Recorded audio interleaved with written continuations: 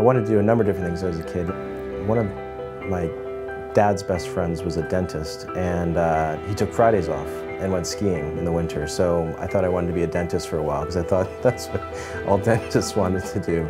But I'd say probably 40 to 50% of my job is solely based on tasting chocolate.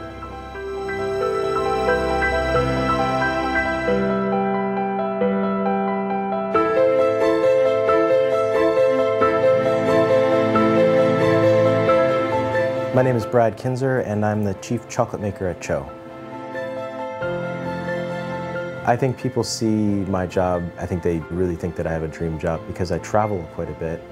And then, of course, the actual job description of having to taste and eat chocolate all day is pretty mesmerizing to most people, including myself oftentimes.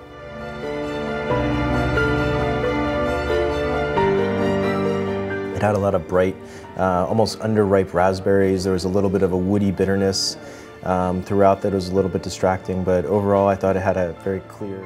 Really my job is to look at all of the different variables that influence chocolate quality with the end goal of making a great quality chocolate for customers. My dad's side of the family is certainly huge chocolate fans. My grandmother, my father, they couldn't live without chocolate, and apparently my great-grandmother was actually buried with a Hershey bar. So I don't think that'll happen with me, but it's rare to find chocolate makers that have actually gone to school for chocolate because there's not a lot of schools that offer that sort of thing. So all the chocolate makers that I know have had a very interesting path to their job.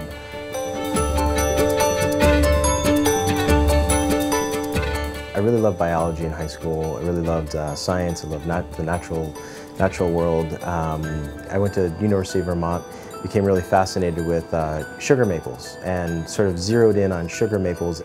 After a short while studying that, I realized that I wasn't quite cut out for the cold weather, so I switched a lot of my studies to tropical botany. Ended up working on cocoa plantations for about a year through Central and South America. The first time I actually made chocolate was with a small chocolate manufacturing equipment in Mexico. It was not a great chocolate, but it was absolutely inspirational to take cocoa beans and actually make a piece of pretty edible chocolate. It really just lit a spark inside of me.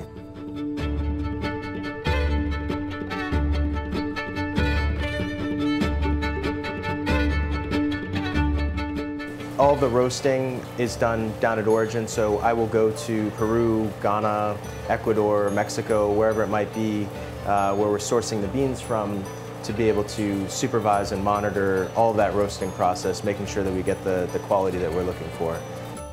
The most exciting part of my job is really traveling and seeing other parts of the world, seeing different cultures, seeing different communities of cocoa farmers that we work closely with, and getting to interact with them in a real meaningful way.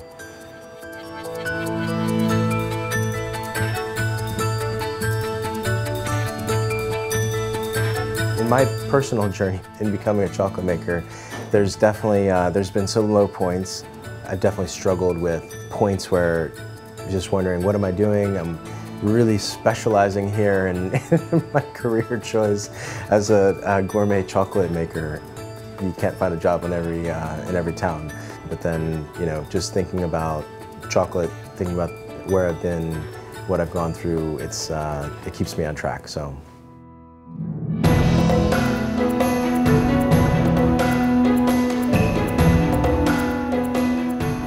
Becoming addicted and passionate about learning about cocoa is really probably the #1 thing that you could do.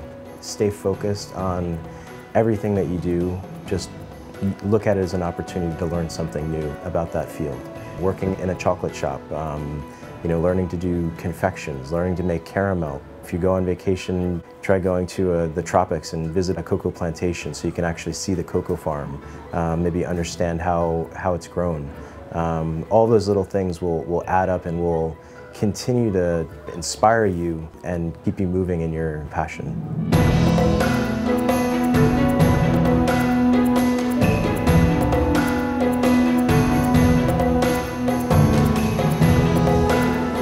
I think if you're fortunate enough to have an idea of what you do want to do and what is your passion, I think the next most important thing is to just really be very persistent about following that dream. One of my first employers, I applied for the job, and I just kept on knocking on the door, and it eventually became a reality. I think just really not accepting no for an answer and just making sure that you find your way to where you want to be, no matter what it takes.